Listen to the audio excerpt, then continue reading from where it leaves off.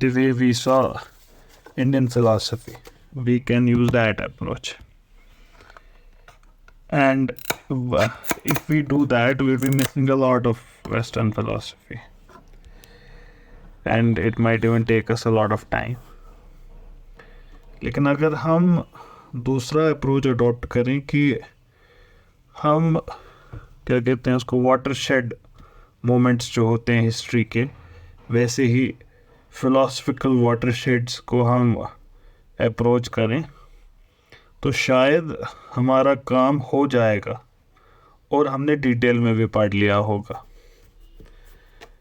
तो हम क्या करेंगे, हम ब्रॉडर कॉन्टोर्स को फॉलो करेंगे और उन कॉन्टोर्स में जो अजीम तरीन हस्तियां हैं उनको पढ़ेंगे. बस कहने का मतलब, अगर हम ग्रीक फ़लसफ़ा पढ़ना शुरू करें तो हम ग्रीक फ़लसफ़े में बहुत डिटेल में जा सकते हैं.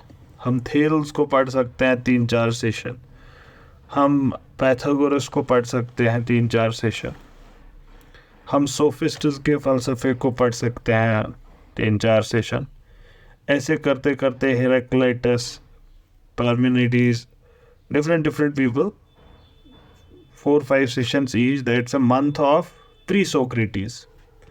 Then we can dedicate a week for Socrates, another couple of weeks for Plato, a few weeks for Aristotle. फिर हम यहाँ पे रुकेंगे नहीं, फिर हम रोमन फ़लसफ़ा पढ़ेंगे, बाइजेंटीन फ़लसफ़ा पढ़ेंगे, फिर स्कॉलिस्टिक ट्रेडिशन पढ़ेंगे, प्री इस्लामिक क्रिश्चियन फ़िलासफ़ी पढ़ेंगे, फिर इस्लामिक फ़लसफ़ा पढ़ेंगे, उसमें हम एविसिना को एक हफ्ता देंगे. ऐसे करते करते वी विल रीच 2024-25 तक हो जाएगा. ये एक तरीका है. दूसरा तरीका है हम प्री सोक्रेटिस को इग्नोर करें 2 मिनट के लिए, हम सोफिस्ट्स को इग्नोर करें, हम सोक्रेटिस को इग्नोर करें 2 मिनट के लिए, हम प्लेटो पढ़ लें. जब हम प्लेटो डिस्कस करेंगे, हमने 2 काम किए होंगे.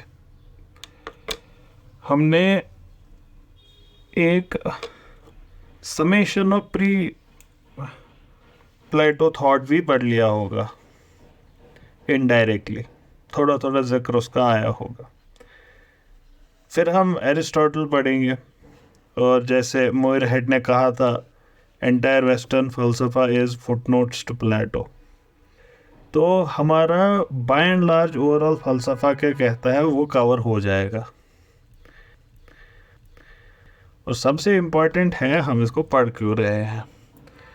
मेरा personal purpose is a different thing, but why do you need to listen to this series? I said before and I will repeat it, there is thoughts का जो हमारा दुनिया है, it lives either inside your brain or it's like in your words. Words आप समझ पाते हैं because there's a pattern in them. That's called grammar. Grammar की वजह से आप सेंटेंसेस को इंटेलिजिबल बनाते हैं, अदरवाइज नहीं समझ पाते कौन क्या कह रहा है. So grammar makes sentences intelligible. Thoughts को इंटेलिजिबल और सही बनाने के लिए द ग्रामर इज फ़लसफ़ा. That's why knowing philosophy is very important. Knowing the first principles is very, very, very important. It cannot be emphasized more. और हमारी जो सदी है,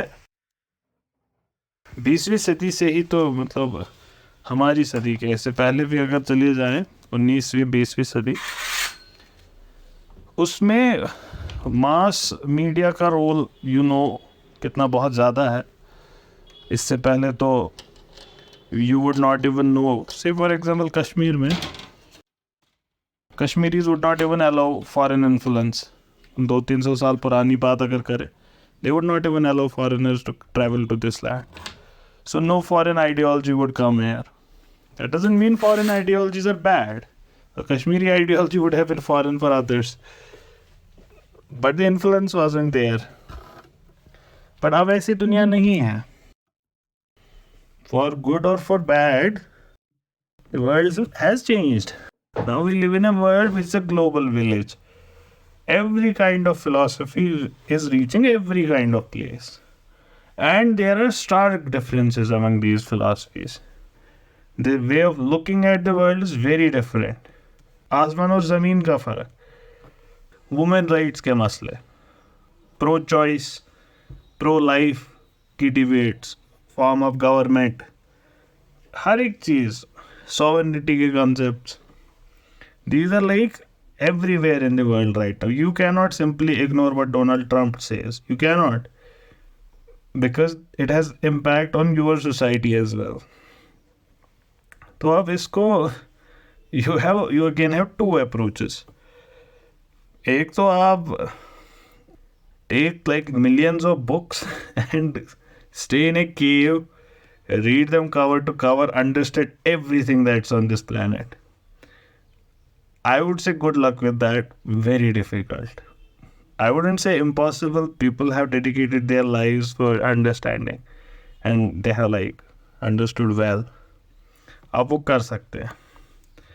But there's a more efficient way of doing it. Understanding the first principles.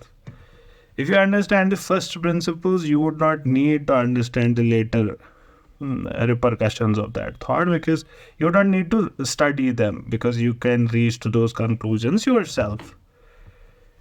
So if you know, say for example, basic multiplication and addition, then you don't need to remember a plus b whole square is equal to a square plus b square plus 2ab. You do not need to remember this equation.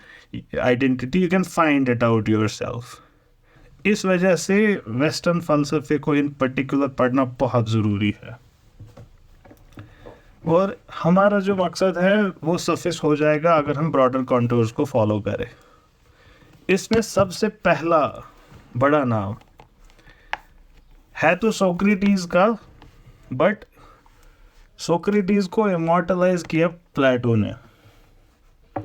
What we know about Socrates for practical purposes, we can say we know from Plato, though there are other sources as well. Socratic thought बहुत haphazard है, क्योंकि Socrates ने कोई किताब नहीं छोड़ी, apparently लिखी भी नहीं. हमारे पास Socratic statements हैं, अच्छे खासे लंबे चौड़े statements भी हैं, which can in turn become essays themselves. इतने लंबे statements भी हैं. My favorite apology है, वो मैंने blog पे रखी है, you can read it from there. It's a beautiful thing. लेकिन वो भी हमारे पास थ्रू प्लेटो है. एक और राइटर है, उनके भी राइटिंग्स में सोक्रेटिस है. तो जब हम प्लेटो को समझते हैं, हम काफ़ी हद तक सोक्रेटिस को भी समझ ही लेते हैं. तो प्लेटो जो है, इनको आप आशिक समझ लीजिए. ये एक आशिक मिजाज इंसान है. आशिक, he's poetic. If you read his text, you'll find that poetic charm in his texts. वो उसमें आपको एक आशिक का दिल दिखेगा. इस वजह से इनकी लिखी हुई करामात, they are considered masterpiece of literature. और इसमें भी बदकिस्मती हमारी है, हमने इसकी बात की है इससे पहले भी, कि हमारे यहाँ ज़ेरॉक्स का ज़माना है. हमको रिफाइंड वर्जन चाहिए होता है. मतलब one is reading Plato in Greek, then is reading Plato in English, then is reading the summary of Plato in English, then is reading about Plato by some other author, then is listening to your professor teach you Plato from a particular author who has read the English of the Greek which originally Plato wrote. And then there are the notes which someone wrote in the classroom of the lecture which the teacher gave of some book on Plato, which is from the translation of the Greek of Plato. And then there is the Xerox wala, which you copy and read. And then what you understand of it. So that's like the short story of our shame. But still better than nothing. कोशिश करें एक बार.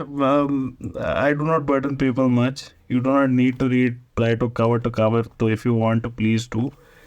but at least take a book, Republic in particular, or even if you don't have that much time, Apology ही पढ़ लो, 1 घंटे का काम है, just to savor कि ये लोग क्यों ऐसे immortalize हो जाते हैं. ये बेवकूफ़ नहीं होते हैं. ये बहुत इंटेलिजेंट लोग होते हैं, and they are really beautiful people.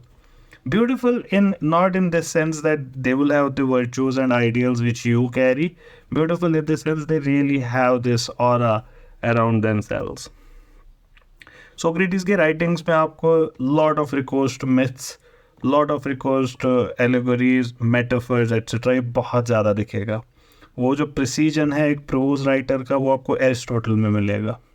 लेकिन at the same time you can say Aristotle is dry, Plato is living. ये भी कहा जा सकता है. But then it depends upon how your mind views it and how your mind thinks about it. तो Aristotle आपको dry लग सकता है, प्लेटो आपको बहुत लाइवली लग सकता है. At the same time Plato आपको टफ लग सकता है, because you will have to decipher.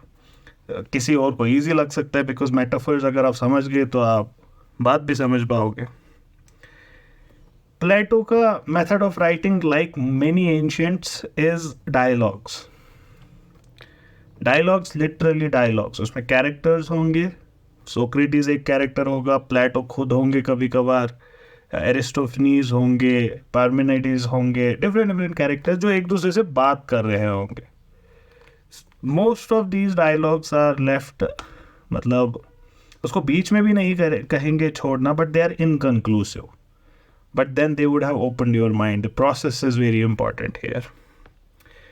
Most of these dialogues, Socrates is in the center, and that's where we come to know Socrates from. But there is इसका एक drawback भी है कि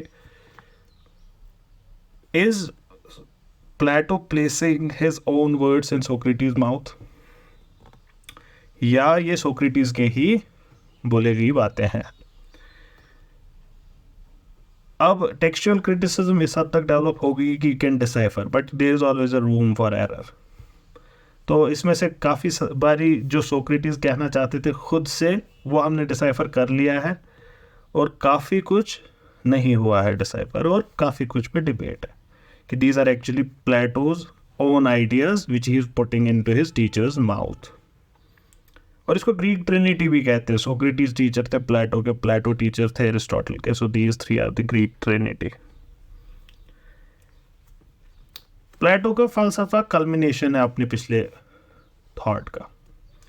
हम प्लेटो के फलसफे को पढ़ने के लिए 2 टेक्स्ट का इस्तेमाल करेंगे. कल मैंने एक का ही जिक्र किया था, लेकिन when I went through it I realized कि we might need another text, because this text covers some part of it, but we will need to understand another part of it.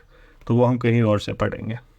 इसके लिए मैंने चूज़ किया है Y मसीह का critical history of western philosophy. ये मैंने क्यों लिया है? एग्जैक्टली सेम रीज़न जो इससे पहले इंडियन फिलॉसफी लेते time. it's considered to be the easiest on this topic. The text is considered to be the easiest.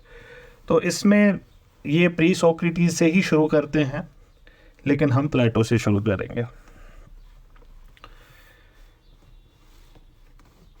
प्लेटो का पहला सिस्टम है वेस्टर्न फ़लसफ़े का. It is the first complete system in the western philosophy. Pythagoras से most probably इन्होंने अपना जो ये आशिक वाला मिजाज है, ये शायद उनसे लिया है. इनका जो ये मैथमेटिक्स के लिए रेवरेंस था इनके अंदर, it seems to have come from Pythagoras. इनका जो आइडियल रियलिज्म है, समझेंगे इसको in the course of this lecture इंशाल्लाह, वहाँ से ही it seems to have come from there. Pythagoras का रिलीजियस बेंट ऑफ माइंड था. सोल इमॉर्टल है, इसके कायल थे प्लेटो. ट्रांसमाइग्रेशन ऑफ सोल पे यकीन रखते थे. सोल इससे पहले भी एग्जिस्ट करती थी, इसके भी कायल थे. और इनका एक वो मिस्टिक रिलीजियस बॉन्डेज पे यकीन रखना और रिलीज, लिबरेशन, मोक्ष पे यकीन रखना, ये इसके भी कायल थे। ये सारे अकीदे ऐसा लगता है कि ये पाइथागोरस से आए हैं। We can not be sure though, seems like. इल्म को रेमिनिसेंस मानते थे। रेमिनिसेंस मतलब याद आना। So if you learn something new, it is actually remembering something new. You had forgotten it, you are now reminded of it. आपको अभी पता चला JNK की कैपिटल श्रीनगर है, but you knew this before. When I told you, you just got reminded of it. ठीक, ये सब हम डिटेल में देखेंगे। दो मसले हैं प्लेटो के सामने, दो अजीम हस्तियां हैं प्लेटो के सामने। पार्मेनाइड्स, कुछ इसको पार्मेनिडीज भी कहते हैं, पार्मेनाइड्स और हेराक्लाइटस, ये इनके सामने दो अजीम शख्सियतें हैं। दोनों बिल्कुल ऑपोजिट बात कहते हैं। पार्मेनिडीज कहते हैं दुनिया में the world is not changing at all, there is no change, स्थिर है सब कुछ, देयर इज चेंजलेसनेस। हेराक्लाइटस कहते हैं everything is changing, there is no being, there is only becoming. ये मसला है प्लेटो के सामने। सोक्रेटिस के स्टूडेंट थे, तो सोक्रेटिस भी अपनी छाप छोड़ के गए थे।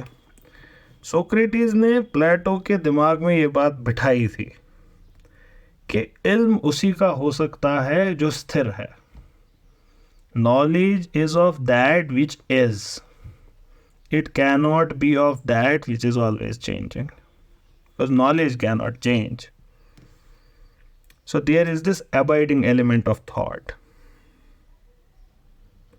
तो सोक्रेटिस का ये बीज बोना इनके दिमाग में, इस बीज को फिर turned into a tree through Plato's writings.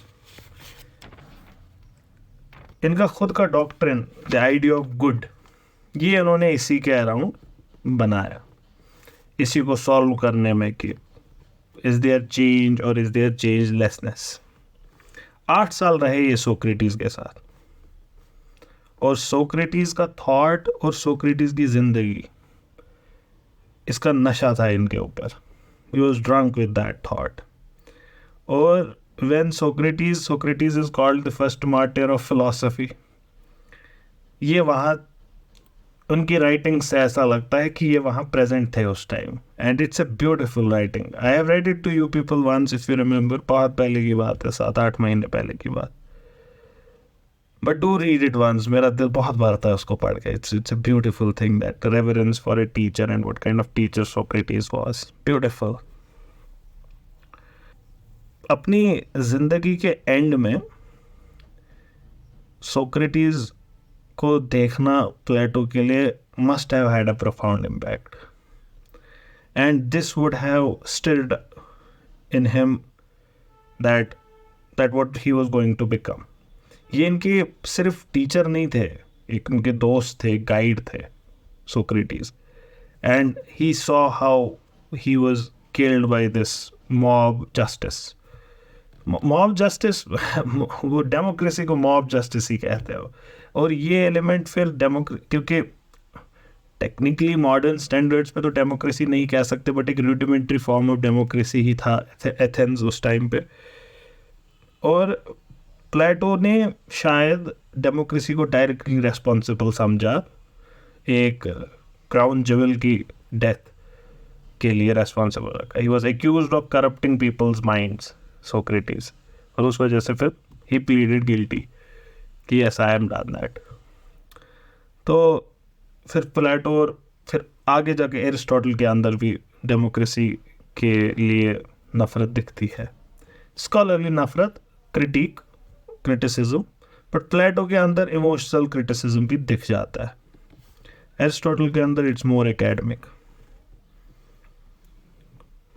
प्लेटो के, देखिए एरिस्टोटल को माना जाता है कि सबसे बड़े फिलोसफर ये गुजरे हैं। एनसाइक्लोपीडिया, कोई भी इल्म रूट उसका एरिस्टोटल, कोई भी इल्म आप उठाएं उसका रूट आपको एरिस्टोटल में मिल ही जाएगा. He has commented on it. कोई भी चीज़ जो whatever is under the sky, Aristotle has commented on it. तो बहुत बड़ी हस्ती एरिस्टोटल हैं, but without Plato could Aristotle have been possible? Very difficult to say. Yes. और इसके अलावा एरिस्टोटल के भी थॉट की हिंट्स हमको प्लेटो के अंदर दिखी जाती है. 13वीं सदी तक सिंगल हैंडेडली प्लेटो ने क्रिश्चियन थियोलॉजी को ऑलमोस्ट एक्सक्लूसिवली इन्फ्लुएंस किया. और इनफैक्ट मॉडर्न थॉट में भी प्लेटोनिक ट्रेडिशन ऐसा कहा जा सकता है फुल्ली अलाइव. और इसी वजह से कहा जाता है कि वेस्टर्न फ़लसफ़ा क्या है, it is footnotes to Plato. कि प्लेटो की किताब पे कमेंट्री लिखी, वेस्टर्न फ़लसफ़ा बन गया. Both positives and negatives mention करें, क्रिटिसिज्म और आर्ग्यूमेंट्स, तो आपने वेस्टर्न फ़लसफ़ा पूरा पढ़ लिया. इस स्टेज पे हमको प्लेटो की फिलोसॉफिकल जर्नी का स्टार्टिंग पॉइंट नहीं बोलना है, बहुत ज़रूरी है समझना. हमें समझना है कि सोक्रेटिस और सोफिस्ट्स की लड़ाई, एस वर्सेस एस, जिसको देख रहे हैं, ये जो स्टेज पे लड़ाई चल रही है दोनों के बीच, और इसके विटनेस प्लेटो, हमको इसको थोड़ा समझना है. The theory of knowledge is perception. Hindu फ़लसफ़े में हमने इसको पढ़ा प्रत्यक्ष. प्रत्यक्ष को प्रमाण की ज़रूरत नहीं. Seeing is believing, knowledge is perception. हम थोड़ा सोफिस्ट समझते हैं पहले. अपने पीक पे 5th सेंचुरी BC हिंदुस्तान में गौतम बुद्ध हैं. ग्रीस में सोफिस्ट्स ने उधम मचा के रखा है. ये कौन लोग थे? सोफिस्ट पर्टिकुलर एक बंदा नहीं था, it was a group of people. जैसे हम आज कहते हैं ना, कुछ लोग बात करते हैं, फिर हम बोलते हैं ओ ये पोस्ट मॉडर्निस्ट है, ये कम्युनिस्ट है, ये फेमिनिस्ट है. ठीक, वो बातों से पता चलता है हमको कि किस स्कूल ऑफ थॉट को बिलोंग करता है. वैसे ही it's a group of people who are separate, independently बात कर रहे. कुछ इनमें से फेमस भी है, एक आध का नाम आ जाएगा कि by and large it's a group. और ये क्या करते थे? ये इल्म बेचते थे. नहीं, लिटरल सेंस में इल्म ये बेचते ही थे. They would offer wisdom for sale and return of money. ये प्रोफेशनल टीचर्स थे. टीचिंग इनके लिए as a means to earning था. They would travel from city to city and they would instruct people. In return, they would seek money. ये जो सोफिस्ट्स हैं, it seems कि अगर आप प्री सोफिस्ट्स पे भी जाएं तो आप देखेंगे एक मिस्टिकल अंडरस्टैंडिंग थी दुनिया की, एक मेटाफिजिकल अंडरस्टैंडिंग थी दुनिया की. ये हर जगह है, ये यहाँ पे भी ऐसा ही है. इट सीम्स जैसे औपनिषदिक राइटर्स हिंदुस्तान में उठे ब्राह्मणिक हेजिमनी के खिलाफ, it seems sophists could have been the counterpart in Greece. ये उठे होंगे इसी के खिलाफ. ये जो आइडियलिज्म है, अदर वर्ल्डलीनेस है, मिस्टिसिज्म है, मेटाफिजिकल वर्जन ऑफ लाइफ, ये शायद उसके रिएक्शन में उठे थे. इनका focus from the problem of nature से हटके from the problem of man हो गया. बाकी सब के लिए अदर वर्ल्डली प्रॉब्लम, इनके लिए मेरी प्रॉब्लम. और इनके पास एक पोटेंट वेपन था. वो क्या? कि आप बड़े बड़े विद्वान हैं. सोफिस्ट कहता कि आप तो बड़े बड़े माशाअल्लाह, कहाँ Socrates, Plato, Aristotle, but why can't you agree with each other? Why can't you agree? But no one told the sophists that the sign of intelligence is disagreement. It's only the fools that agree. But for now, the weapon was there that none of them is in agreement. और ये inherent limitation थी human brain की, जो इससे साबित होती थी कि इतने बड़े बड़े विद्वान आपस में एग्री नहीं करते, it must be a limitation of brain itself. तो सोफिस्ट्स इस वजह से दे वर कन्विंस्ड कि we should concern to explore problems of knowledge and conduct rather than going into the structure of universe, ultimate reality. भाई ये हमसे हो ही नहीं सकता, हमसे ना हो पाएगा ये। तो ये ज़्यादा practical rules of moral conduct पे ध्यान देते थे। इनका कंट्रीब्यूशन इसी वजह से बेसिक क्वेश्चंस ऑफ एथिक्स और एपिस्टेमोलॉजी पे है। और ये बहुत बड़े विद्वान इनसे पहले गुजरे थे जो आपस में कॉन्ट्राडिक्ट करते थे बात बात पे, उस सारे इल्म को समेट के इन्होंने क्या समझा सोफिस्ट्स ने? They concluded knowledge is dependent on the knower. कोई ऑब्जेक्टिव ट्रूथ नहीं है बाहर, सिर्फ सब्जेक्टिव ओपिनियन है। There is no objective truth out there. Only subjective opinions which depend upon the person who is opinionating. एक चीज के अनलिमिटेड व्यूज हो सकते हैं, जितने इंडिविजुअल्स है उतने व्यूज हो सकते हैं किसी भी चीज पे, yet all will be true from their own perspectives. दो स्टेटमेंट, दो ऑपोजिट स्टेटमेंट इक्वली ट्रू हो सकते हैं depending upon the individuals making it, relativism. तो अब आपको पता चला ये जो आजकल हमारे यहाँ हवा चली है रिलेटिविज्म की, ये कोई नई हवा नहीं है, ये तब से चली थी। और मैंने आपसे इससे पहले एक डिस्कशन में कहा है, this was the first thought we rejected as humans, first thought we rejected was this. तो वो अब अभी आपको पता चली गई कि there would be people who would be rejecting it. तो अगर knowledge of reality is impossible there, how can knowledge of right and wrong be possible? तो सोफिस्ट्स के लिए ethics is also impossible. There is no universal right और wrong, there is no universal right और wrong. ये तो custom है, morals है, ये बस इधर लाइक ट्रेडिशन चलता रहता है। और the very variety of customs, the very variety of morals, ये जो इतनी डाइवर्सिटी है, that make them reach this conclusion. बिल्कुल ऐसा ही मॉडर्न दुनिया में भी आर्ग्यू किया जाता है। सबसे मशहूर तरीन सोफिस्ट्स, हमको डिटेल में जाने की ज़रूरत है नहीं, गॉर्जियस है, प्रोटैगोरस है। गॉर्जियस वुड बी आपके नाइलिस्ट, नथिंग एग्जिस्ट। उनका कहना था देखो भाई, तीन केस है, आइदर नथिंग एग्जिस्ट और if something exist we cannot know it कि वेदर इट एग्जिस्ट्स और not, and even if we can know it we can communicate it, हम कह ही नहीं पाएंगे क्या है। तो इट्स नाइलिस्टिक स्केप्टिसिज्म। प्रोटैगोरस का मशहूर स्टेटमेंट है, आपने कहीं ना कहीं डेफिनेटली पढ़ा होगा, man is the measure of all things, होमो मेंशूरा। तो जो आप देखते हैं वही आप कहेंगे, इनका ये कहना था। तो इनका कंट्रीब्यूशन फ़लसफ़े में स्केप्टिसिज्म एंड रिलेटिविज्म है। सोक्रेटिस को इससे तकलीफ थी, इस पूरी बात से ही उनको तकलीफ थी। ही हेटेड द सोफिस्ट्स। कोई भी कहना मुश्किल है, but by and large it is true, जिनका स्ट्रॉन्ग मॉरल सेंस होता है वो इस बात को नहीं कर पाते एक्सेप्ट। वो मॉरल को डिफेंड कर पाए ना कर पाए, वो प्रूव कर पाए ना कर पाए, लेकिन इसको वो एबोर करते हैं, इस आइडिया को।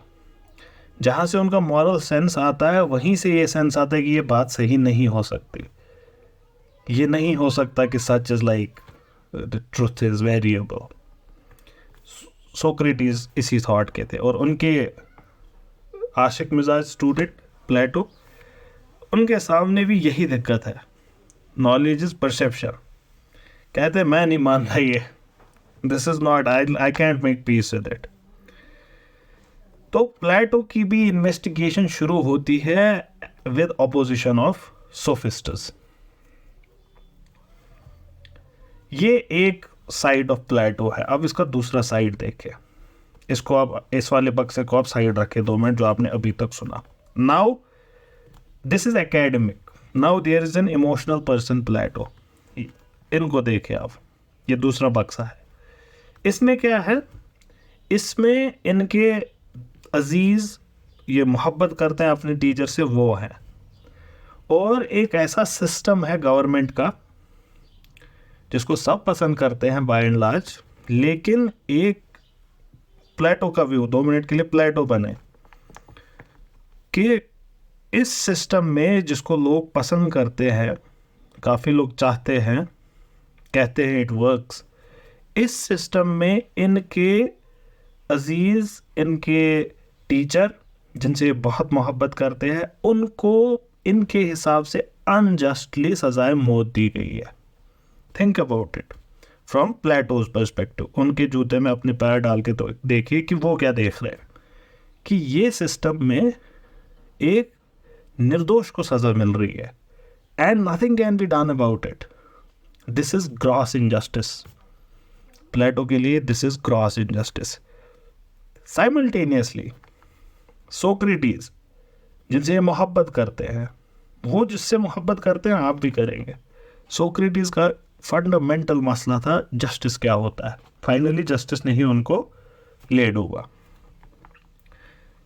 तो Socrates is Plato is now concerned with this justice, जो उन्होंने अपने सामने देखा इनजस्टिस हो रहा है। And to understand what is justice, he says, I cannot say what is justice for an individual, but I can say what's a just state. अब देखिए बैकग्राउंड में सोक्रेटिस का मर्डर, कि what is a just state. Just state क्या होगी, उसको हम फिर मिनिमाइज करेंगे एक इंडिविजुअल में, और उसी से हम जस्ट इंडिविजुअल का कंसेप्ट निकालेंगे। ये हमारा दूसरा बक्सा है। ये दोनों चीज़ें प्लेटो का फलसफा है। यही दोनों चीज़ें उनका फलसफा है। पहला इल्म क्या है, और दूसरा एक जस्ट स्टेट, एक जस्ट सिस्टम, एक जस्ट ह्यूमन बीइंग क्या है। We are more concern with this portion, knowledge वाला पोर्शन।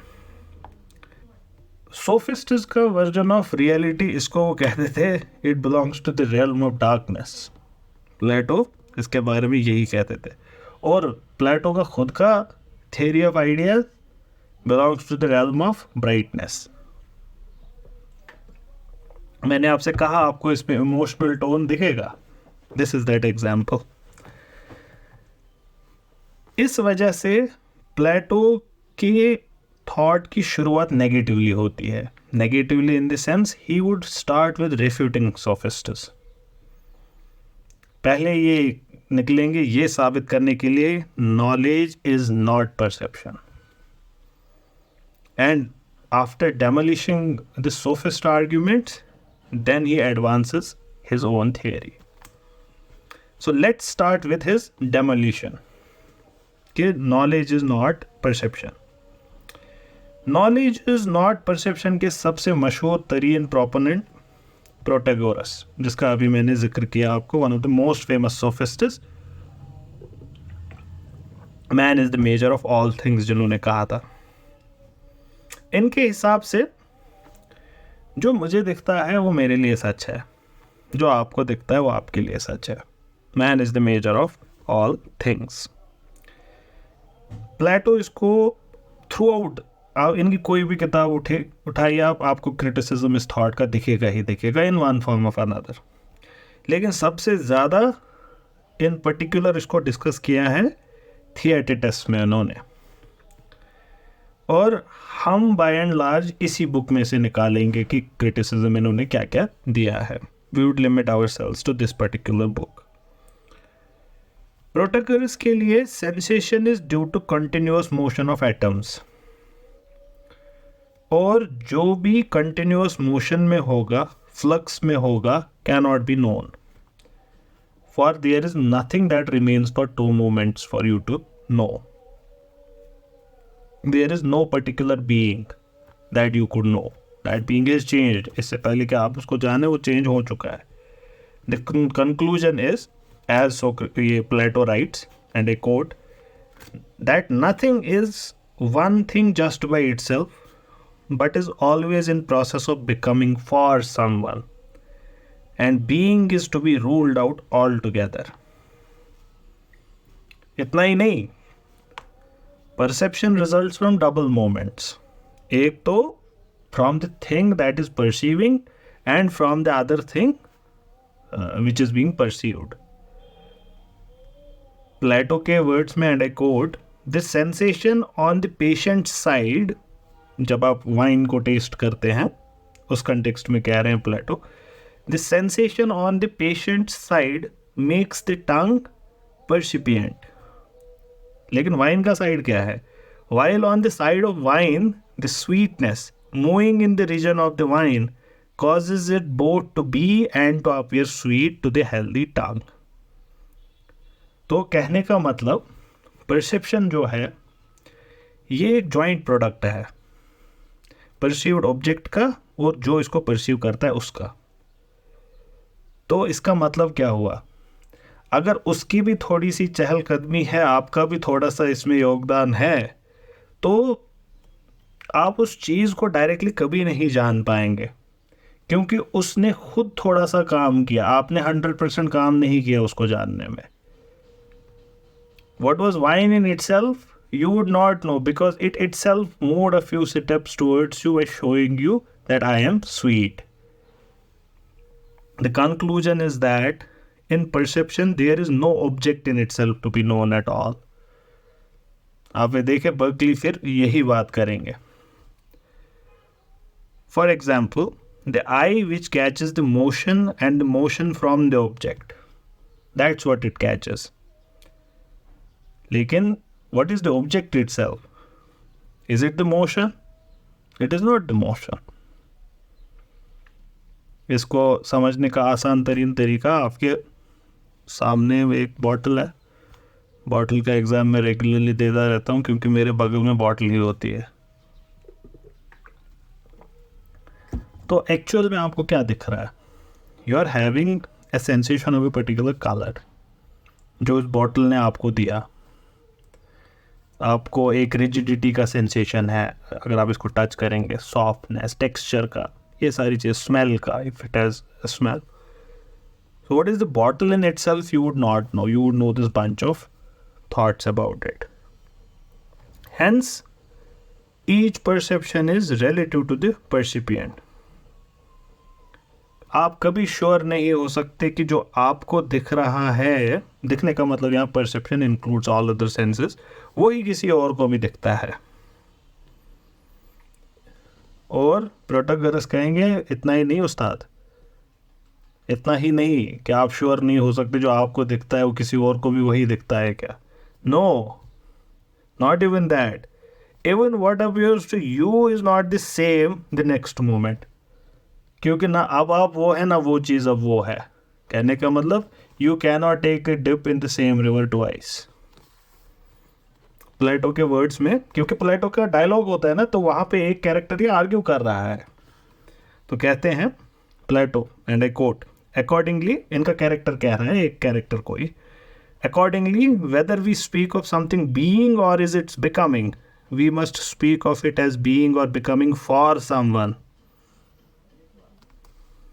अब इसका रिजल्ट क्या है? देखिए अब प्लेटो क्या करेंगे. प्लेटो कहेंगे perception yield self contradictory conclusion. Then what appears sour to a sick man is sweet to the healthy. But is the thing sour or sweet? क्या है वो? Can it be both? It cannot be. Law of contradiction. So perception cannot be knowledge. Perception knowledge हो ही नहीं सकता, क्योंकि perception से तो हमको क्या इल्म मिला? कॉन्ट्राडिक्टरी इल्म मिला. किसी के लिए कुछ, किसी के और के लिए कुछ. आगे देखें, कहते प्लेटो, अगर इल्म परसेप्शन ही है तब तो सही और गलत में कोई फ़र्क ही नहीं क्रिएट कर सकते. No difference between truth and falsity. जो जिसको दिखता है, what appears to one is true for him and what appears to another is true for him. तब अगर आप सपने में कुछ देख रहे हैं, उड़ रहे हैं, तो वो भी आपके लिए सच होगा. You are flying in the air, that is also true. जब कोई पागल ये कहता है कि मैं ही भगवान हूँ, मैं ही खुदा हूँ, वो भी सच ही होगा, क्योंकि उनको तो वही दिख रहा है. The mad man's thoughts are also true, a dreamer's thoughts are also true. लेकिन ऑब्वियस है कि जो ये पागल सोच रहा है और जो ये सपने में देख रहा है, हम सब इसको कंसिडर करते हैं फॉल्स. तो जो ये डॉक्टर ने होमो मेंशूरा का, इसने डिस्टिंक्शन ही ब्लर कर दी. क्या डिफरेंस है उसके ख्यालों में और मेरे ख्यालों में? Just because he is mad and I am not. No difference whatsoever. Thought is a thought, seeing is seeing. जो ये पागल इमेजिन करता है और जो एक न्यू बॉर्न चाइल्ड देखता है, जो एक पागल परसीव करता है और जो एक अक्लमंद परसीव करता है, ये सब इक्वली ट्रू है तब. और कोई डिस्टिंक्शन ही नहीं हम कर सकते तब सही और गलत में.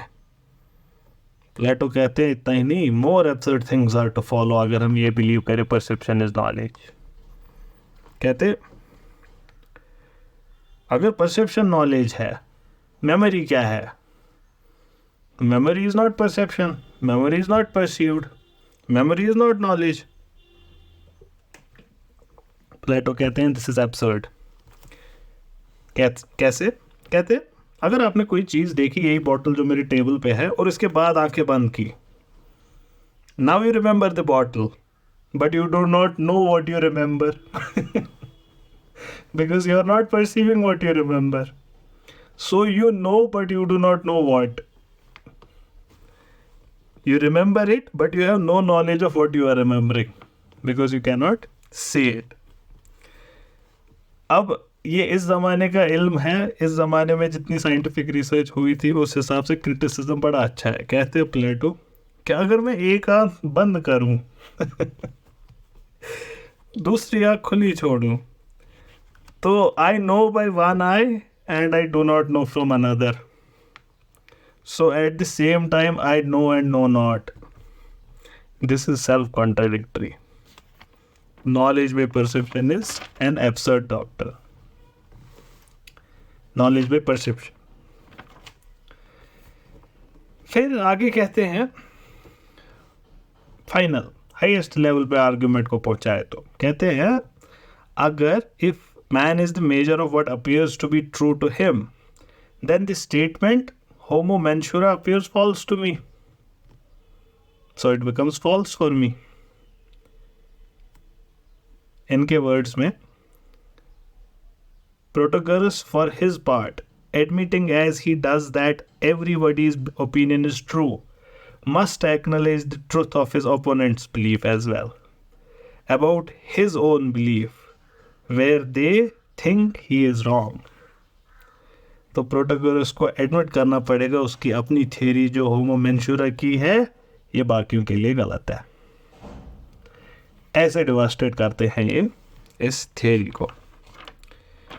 अब इसके बदले में सोक्रेटिस ये प्लेटो अपना आइडिया देंगे, द आइडियल थ्योरी ऑफ प्लेटो.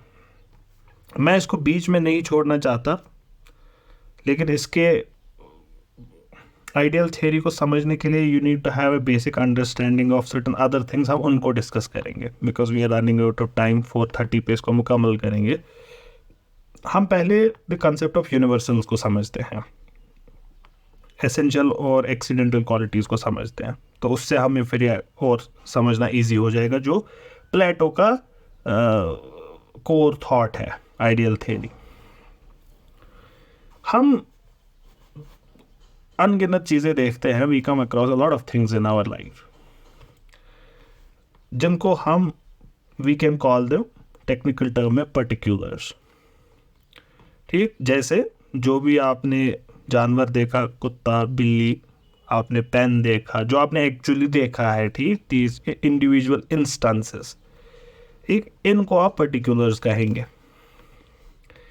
और जो भी ये क्लास ऑफ पर्टिकुलर्स है, जैसे all dogs, all cats, all pens, all bottles, इनकी कुछ कॉमन क्वालिटीज़ होती हैं। हर एक पेन की कुछ कॉमन क्वालिटी है, तभी आप उनको पेन बोलते हैं। सभी काउज में कुछ कॉमन क्वालिटीज़ हैं। ये जो क्वालिटीज़ हैं, क्वालिटीज़ कैन बी एसेंशियल और कुछ qualities can be accidental. Example अगर दे गाय का ही, गाय डिफरेंट कलर अलग अलग, हल्का फुल्का शेप में डिफरेंस, साइज में डिफरेंस, कोई बड़ी कोई छोटी, ठीक, ये सारी चीज़ें आपके सामने है। कुछ गाय काली, कुछ सफ़ेद, कुछ भूरी, डिफरेंट कलर। लेकिन इसका मतलब क्या जो वाइट काव है वो काव नहीं है, सिर्फ ब्लैक काव है? ना, ऐसा नहीं है।